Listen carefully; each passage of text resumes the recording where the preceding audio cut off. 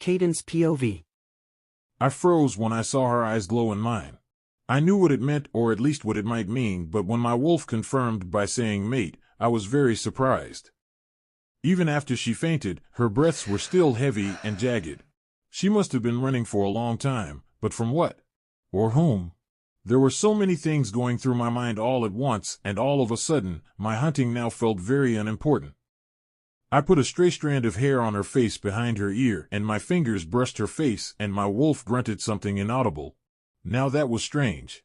My wolf barely ever made a sound, not to talk of grunting or mumbling. I mostly sensed it when I was angry. Now all of a sudden it was speaking freely. Ignoring all of this, I lifted her from the ground. She was surprisingly light for the way she looked. She must have been out cold because she didn't move a muscle even as I carried her. My steps changed from a walk to a stride, then a jog. I could hear her heartbeat, but it was very faint. I took the shortest route back to the pack. I didn't enjoy taking this path. I preferred the longer path. It meant more exercise and gave me more time to think. But right now I needed to get this mysterious mate of mine revived. And if anyone could do it, it was Anna. On the way, I wondered who exactly this person was. I knew one way or the other I'd still find out, but right now I was very curious. Was she perhaps a lone wolf? No. She was running. Lone wolves didn't exactly have a lot of company. She might be a rogue from a different pack, but right now it didn't really matter. She was in my territory and therefore under my laws. The guards opened the gates when they saw me coming from a distance. "Welcome, Alpha." They all bowed. "Oomph," I grunted impatiently. "Where's Annalise?" "In her chamber, my lord." Jackson, the captain of the watch, replied, eyeing the unconscious person I was carrying. Alpha, is she?" he blabbed, staring stupidly. I didn't have time for foolish questions. "Tell Anna to come to my quarters. Let her know it's urgent and get back to work." Why yes, Alpha." He hurried off. I went straight home, because I didn't want to draw any attention from the pack. I set her gently down on the bed. She was still unconscious. Anna, the pack doctor, appeared inside just a few moments later. Jack must have told her everything in detail because it seemed like she had run all the way. "My lord." She bowed quickly. "Jackson was telling me something very interesting, said you had someone with." She was cut off when she saw the unconscious lady on the bed near me. "I don't know who she is. I just bumped into her this morning." "In the woods?" she asked, moving towards her. "Yes. She was running from someone or something, then bumped into me and fainted. You will treat her." "I will do what you command, Alpha, but may I speak?" she asked with a tone that suggested I was going to receive a lecture. "What now?" "Don't you think it was a bit dangerous to bring her in? She might be a spy for all we know, or even worse, an assassin." Anna's eyes were serious as she spoke. "I am 100% sure she's not an assassin because she could have easily struck me down in the woods, or at least stabbed me when she collapsed into me, but she didn't. And if she were a spy, don't you think our meeting would blow her cover? Just quit all these questions and heal her, okay?" "Yes, my lord." I nodded and left her to her work. Hunter, my beta, was waiting for me when I stepped outside. He bowed when he saw me. "Do you have updates?" "The Luna of Shadow Pack still wants to get." "Oh God. Enough of this stuff already. I told her I wasn't interested in her, so what the fuck does she want again?" "She says she is willing to join both of our packs in strength to be a force to be reckoned with." Hunter recited. Widowed Lunas, princesses, and royal ladies had been lining up and pretty much fighting one another just to get my hand in marriage. It was sad, but also funny to see that they would go through all this trouble just for me to tell them no. I wasn't interested in anything of that sort. What did she send this time? A tank of cologne? A barrel of whiskey? These ladies really had no shame. A large chiseled statue. Quite handsome, my lord. It's in the garden if you want to see it. Now this was new. I knew it would obviously be something cheesy, but I followed him anyway. It was a huge sculpture. It looked like it was made of pure stone. It was a statue of two wolves. One was bigger, with a mane of a lion and wore a moon crown, and the second had a crown made of stars. They were standing face to face with each other. I would have given it an ace for good craftsmanship if not for the big heart-shaped stone which both wolves and the statue hold together. That was just wrong. It went from looking like a statue of strength to a confession of love or marriage. That was pathetic. Tell her that Griffin Howell thanks her greatly for this. But I will not be taking anyone's hand in marriage for now, I said, looking at the big-for-nothing thing. If she tries to cause you any problems like I know she will, just send the statue back. I smiled and made my way back. Yes, Alpha. For now, just bring the twins with you to my quarters. I have an urgent job for you. He nodded and left. A few minutes later, the three of them assembled before me. This is someone I found in the woods this morning. I need you to take a good look at her, probably take some photos, find out everything there is to know about her, and report back to me. I want to know every single thing. Yes, Alpha. I need you all to keep this on the down low. I don't need word of this getting out to the pack just yet. That's why I've called just the three of you. We have to be sure about everything first so we won't make the people uncomfortable for nothing. Got it? Yes, Alpha. They chorused as one. Dispatch. I ordered, and they went their separate ways to execute what I had asked of them. I knew they would be back in no time. I looked up to the sky. It was clear without a sign of rain. My son was staying the weekend with my sister Elizabeth, so I had more time. After a few minutes of thinking, I decided to go back to the woods. After all, I got distracted mid-hunting and didn't bring back any game. That was a loss. And I didn't do such.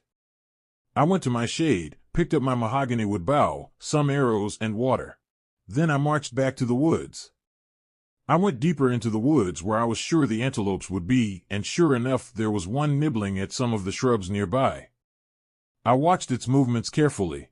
This was the most important part of hunting, paying attention. It took about 10 to 12 chews of grass before bending down again to eat more. I picked out an arrow and knocked it, counting how many times it chewed. When it got halfway, I drew the arrow on the bow, lifting it to target the animal. I watched it in concentration. When the antelope bent down, I loosed the arrow and watched it fly right into the neck of the animal. It squealed lightly and dropped to the floor. Dead. I put the bow back over my shoulder and stepped out of my hiding spot. The antelope lived peacefully and died the same way. In peace. I made sure of that. It didn't deserve to suffer.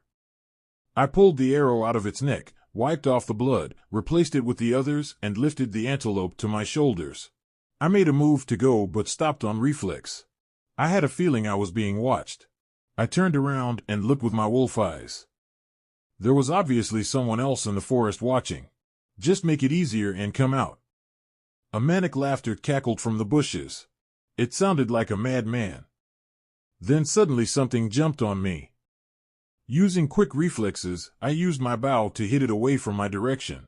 At first glance, one might have thought it was a wolf, but on hearing and now seeing it, my suspicion was proven right. Fucking hyena. Had it been here waiting for me to kill the antelope before it claimed it, or was it just attracted to the blood? They were very disorganized things and I hated them. The animal jumped again, but this time it was for the antelope.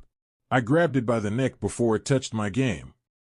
It struggled in my grasp, making these stupid hyena sounds, whatever's the fuck they were called. Learn some manners. I twisted my wrist and the neck snapped. Finally some quiet. I flung it into a bush, and as I made you turn, I sensed a second attack, but just a second too late. A second hyena sprung from nowhere and dug its teeth into my left arm, and my blood flowed. I looked at it with fury in my eyes, protracted my claws and tore it open from the neck down. Some of its insides poured on my boots, but I was too angry to care. The body was on the floor, but its jaws were still closed around my arm, so I removed it. It was a little deep, but it would heal. I tore a rag and ties around it so blood wouldn't drop around everywhere. Stupid things. I picked my game and headed back to the pack. I left the antelope for the workers to skin and went back home. Oh my gosh. What happened? Annalise asked when she saw me. She had the same time for everyone when it came to injuries. I was ambushed by hyenas. I added when I saw the look on her face. Let me take a look at it, she said, putting on her glasses. I'm fine, Annalise. How is she? I asked, nodding to the bed. She is stable now. But you weren't kidding, she was running.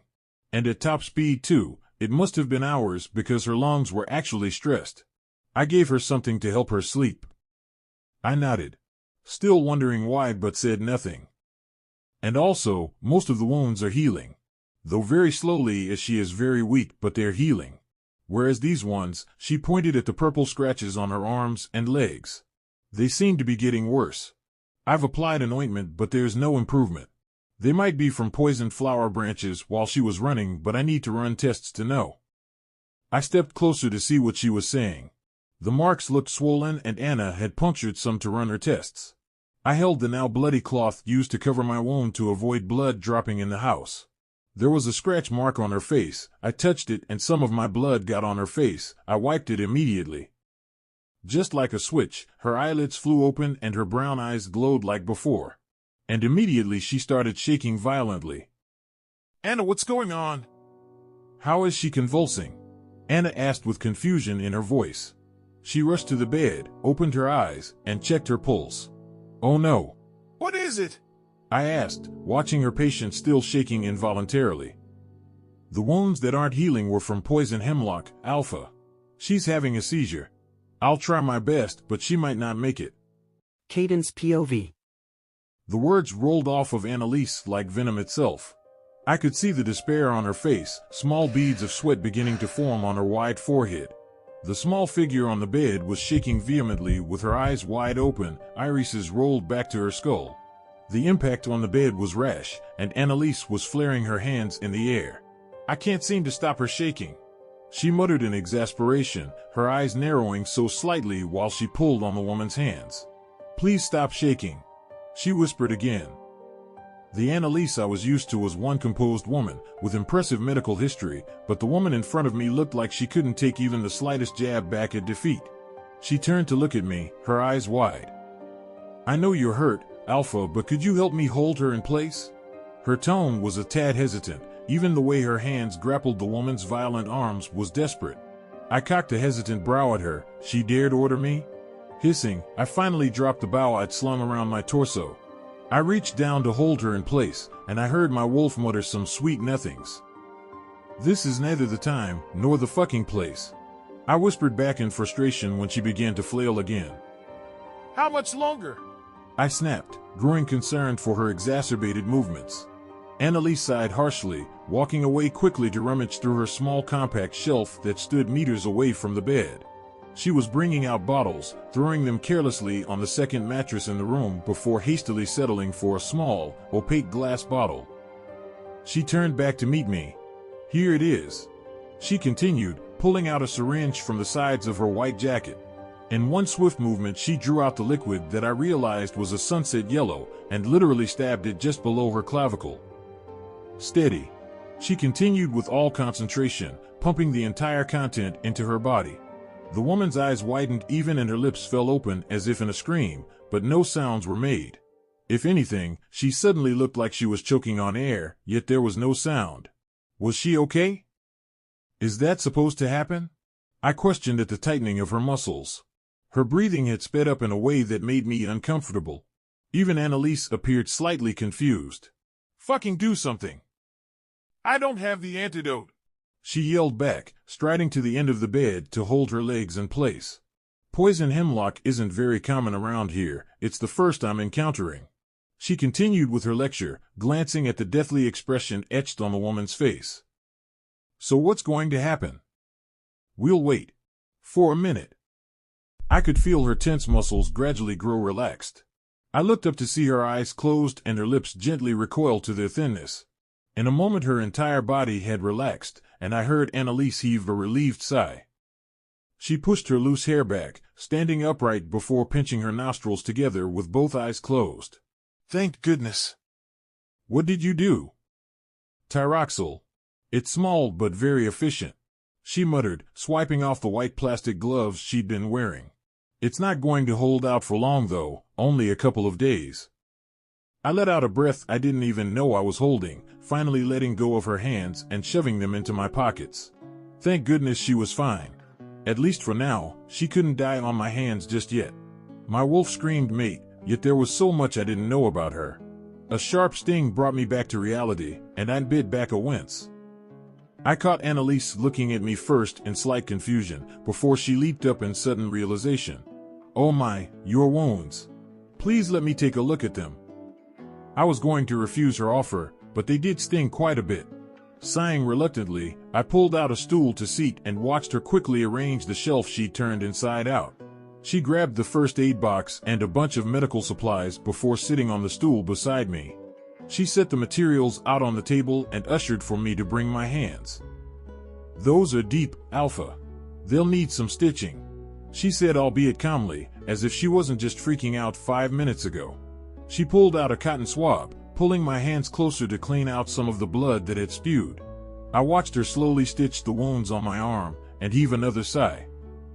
I thought I was going to lose her, she half whispered, pulling the thread to tidy the last stitch. "If I didn't have any Tyroxyl here, I wonder what would have happened." which is why you're supposed to have even the rarest of antidotes. I counted a little harshly. I didn't even know why I sounded like that. But the thought that this woman may have died and I would have to forego my second chance wasn't the most enticing.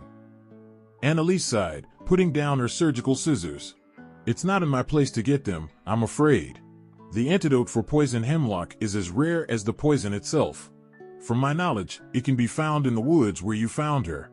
That particular area is out of bounds for non-hunting wolves." She finished, looking up at me. I cocked a brow, straightening on the stool. Then it settled. I rose to my feet, taking one last glance at the unconscious woman. Just make sure she doesn't die before then. Then I suddenly realized I didn't know what the antidote was. "What's the name again?" "Melathianapalm. It's a bluish-green plant with the texture of napalm, my lord." Asterisk. I called a meeting immediately in the living room. 3 of my trusted guards were present, as well as Jackson. I decided after some consideration not to involve the twins. This wasn't pack duty, yet. Plopping onto the Sol Cathedra, I was tapping my hands on the arms. "It's pretty simple. I want you to search for an antidote for poison hemlock." I finally broke the thick air of silence that enveloped the living room. Jackson, who stood in front of the small fleet gathered, whipped his head up so sharply I thought it would snap, his straight brows arched. "Poison hemlock? Those are deadly. But we don't know of the antidote," he replied with a curt bow. "Annalise says it's melathianapalm. It's in the woods. It's a bluish-green plant found near our hunting grounds," I said again, leaning into the chair. "You have 2 days to find it. Jackson, you stay here." He seemed to disagree at first, but nodded instead when I shot him a glare. I motioned for the guards to leave, leaving Jackson and I in the room. "I have something else for you to do." "What would you have me do, my lord?" He bowed again, his black locks covering his face. "The woman I brought back to the palace. Find out everything you can about her. Her name, age, what pack she comes from, if she isn't a rogue, that is," I answered, sitting up and supporting my chin with both elbows. The fact that she still was an enigma to me was unsettling. Yes, my wolf suddenly sprang to life in reaction to her aura, but I didn't even know who she was. There was no way I was going to be mated to someone like that. For all I knew, she could have committed a crime. But I remembered the desperation on her face that evening. She was pleading with her eyes. Even though they snapped shut moments after, I couldn't shake off the plea in her eyes. I needed to know what brought her here. If it was just sheer coincidence or just fate. "My lord? My lord." I looked up again, realizing that I had zoned out a little. Hunter was standing in the room now, with a frown on his face. Perhaps I should have given the task at hand to Hunter, but he had more important tasks to take care of. He was the one who called for my attention. "What's the matter?" "I found this in front of the gate," he continued with worry laced in his voice, showing me an envelope that had been torn open. I took it from him curiously, staring at it and wondering what the hell it was. As if on cue, Hunter replied, "It's a note from South Sea. Remember, their alpha was killed a year ago, and they've not had anyone to step into the position since the successor is only 3 years old." Just like Declan, I thought. There's been a rumor that Derek may not have been the real alpha of Moonstar. There's a wolf he was working for, and he was absent on the day of the invasion. He finished before I could read the letter. I could feel my eyes widen at that. What the fuck? And he sent a message to South Sea after capturing the late Alpha's Luna. They're next. Cadence POV. Did those people not know their place at all? I remembered the sickening expression Derek had on his face as I dug out his gut. He showed not even the slightest remorse. If this letter said anything, it was clear that we may have been fooled all along. I tapped at my study table repeatedly. I couldn't shake away the unsettling feeling in the pit of my stomach. The tug of war in my head was threatening to drive me to utter insanity. On one end, there was the news of that bastardy pack that now looked like one big chess puzzle. On the other, there was a pressing concern for the half-comatose woman lying in the medical room. Annalise had been pleased when my guards returned with the foul-smelling melathianapalm and assured me that the woman's vitals were stable enough. By her calculations, she was going to regain consciousness in a matter of days. I felt a small, tingly bubble from my wolf and I let out a hiss. We don't even know her yet. I mumbled out, moving the poorly constructed letter away from the desk and onto a bunch of paperwork that sat busily by the corner of my large study. Dusting off what looked like beeswax on my sweatshirt, I heard a precise rap on my door. "Come in," I said rather softly, and the person behind the door twisted the doorknob, pushing it open. I first saw his dark hands whose sleeves were covered in black fabric. Of course, it had to be Jackson. He had his hair in a low bun, blank-faced and with a file in his hands. His dark eyes, however, betrayed the stoicism he was going for. They were fluttering and darting around before he finally cleared his throat. "When are you going to speak?" I snapped, impatiently, looking up from another file that had been laying beneath the Luna's note. He knew I wasn't fond of having my time wasted, let alone when I gave orders. "Pardon my excesses." He started with a small bow before walking in quick strides to the front of the table. I pushed the file aside and relaxed on the executive chair I was sitting on, placing one leg over the other. He carefully placed the brown file on the desk before taking 2 steps backwards. "I have news on the woman, my lord. But it's not good news," he continued, and I raised an intimidating brow. Jackson cleared his throat again. "What happened?" "Her name is Larissa Token Moon, former Luna of the Token Moon pack about 5 miles from here." He was hesitant to speak, but said it anyway. "A former Luna?" My question came out unprecedented. I had meant to ask in my head. What the hell? A former Luna? My mate was.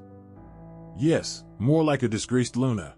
She was recently publicly rejected by her mate, the Alpha of the Token Moon pack, on the basis of infidelity. Finding out about her was difficult. From my sources, the last they heard of her was at an auction in a high-end brothel. Her ex-husband sold her to them as punishment for her infidelity. That's where she must have been running away from. I spat out, feeling bile rise in my throat. The shock of the revelation suddenly dawned on me. Not only was she a former Luna, but a cheat. A fucking cheat. What did I do to the universe to deserve this type of unlucky fate? What difference then was she from Amaya? Even the thought of her name was a flame that threatened to blaze into a furnace that would envelop me in the betrayal I'd felt. No. This was unacceptable. I would rather spare myself the effort of meeting a second cheat and forfeit. I was so much better off without a mate. Declan was enough. Besides that, Greenwood Dash. Shut up and get out. I snapped, disinterested in whatever he had to say. Of course it was going to be about one brainless Luna trying to kiss my ass like a headless chicken. Right now, there were more important things to do. Larissa's POV. I think I may have been plunged into eternal darkness. All I could see was black in one defining shade for what seemed like ages, and faint sounds of what I imagined were my demons. Other than that, it was still, until it wasn't. Cocked up with my knees to my chest, I saw something flicker in the distance. Light? Light! I leaped in part excitement and part relief seeing the light in the distance. Picking up myself from the cold floor, I began to run in the direction of the light. It was dim, but it was the brightest in the eyes of a person who had been as light-deprived as I was. As I inched closer, the voices became more frantic and I fell into a void. I fluttered my eyes open at the sounds of metal clanking. I closed them again at the foreign intensity. Heck, the light was blinding. I could feel the clanking sound so persistent, like a being was hammering holes in my skull, and I let out a soft groan. My voice sounded foreign. What was happening? Blinking slowly, I finally opened my eyes, feeling subtle movements in my arm. They were subtle, as I couldn't raise it. It was like stones held them in place. I did open my eyes to white ceilings and a steady, throbbing headache. The ceilings were a blank canvas, and I turned my head slightly to see a figure clothed in white as well. My mind shifted to the last things I remembered. Chloe? Joy? I called out weakly, but even I couldn't hear my voice. Memories came rushing in like a blizzard. I remembered the auction, the man who'd taken me as a prize. Killian! Without thinking, I shot off the bed, screaming when the throbbing in my head amplified to a piercing headache. Killian! I screamed again with my eyes closed, quickly raising my hands to my head in an effort to shake off the dizziness. I felt an arm rush to my sides, and I flinched in fear. Don't touch me! I yelled again, but the arm circles my waist, gently patting at the bed I laid on. You're finally awake. A female voice said warmly, easing me to lie back on the bed. The bed was awfully comfortable. For a moment I wondered if I was back at the brothel with those sinister faces jeering at me. Can you open your eyes? The voice asked again, and I nodded slowly. I opened them again, taking in the harsh lighting, and finally saw who had been speaking to me. She was pleasant-faced with her strawberry blonde hair swept up in a ponytail and groomed eyebrows. She was wearing a white coat draped over a simple black dress. Who was she? Her brown eyes were peering through mine curiously, but I could see worry lines graze her lips. Where am I? I questioned weakly, desperately wishing she wouldn't mention the brothel. I'd been doomed if I was there. Then whatever would happen to Killian? Her worry was soon replaced by a small-toothed smile, what I assumed was her expression of relief. A medical room, you are in the Griffinhall pack. You were brought here by the Alpha and knocked out cold. Been here almost 4 days. The Alpha? My memories drifted away again to me running, and those lovely green eyes I'd seen. They were the brightest eyes I'd ever seen, emerald-coated in chromatic silver, and I felt a few butterflies flap in my stomach. Mate. I remembered the way he'd looked at me that day. He saved me. Somehow I'd found my way to a mate, and he saved me. Was he the Alpha she spoke about? Can I see him? I asked with a small smile playing on my lips. She nodded quickly. I'll let him know that you're awake. But what's your name? Larissa talked. The words got stuck at the back of my throat. I was no longer a token moon, not after what Stefan had done. I gulped instead, struggling to clear my throat. Larissa. Okay, Larissa, I'll inform him that you're awake. I'm afraid that will no longer be necessary. A gruff voice, deeper than all the wells that I've seen with a velvety touch to it spoke, the doors flying open with a blast. Startled, I whipped my head around rather quickly to see the figure that had just walked into the large, white room. I first saw his feet, boot-clad, before traveling up to meet his face. And while his build was formidable, I had to admit that he was the most beautiful being I'd ever seen. Was a he-wolf allowed to be this beautiful? I think not. He had the structure of a god, a chiseled square jaw that sported a goatee. But his lips were downturned in a frown, and when I finally met his eyes, I recognized him immediately. He was the wolf from the woods. He was my mate. But if so, why were his eyes shooting icicles at me? You must be the Alpha. I tried with a smile, propping myself up to a sitting position, but his frown had worsened. The blonde woman fell silent at the intensity of his glare, and I cleared my throat. Thank you so much for Save it. He snapped, and I shut up right away. I was confused. Did I do something to him? Before I could even say another word, he'd grabbed my hand. I wanted to wait out your unconsciousness, but I believe you're very well now. He continued with a startling growl, inching close to my face. I looked away, and he pulled me back quickly, wearing a sinister smirk.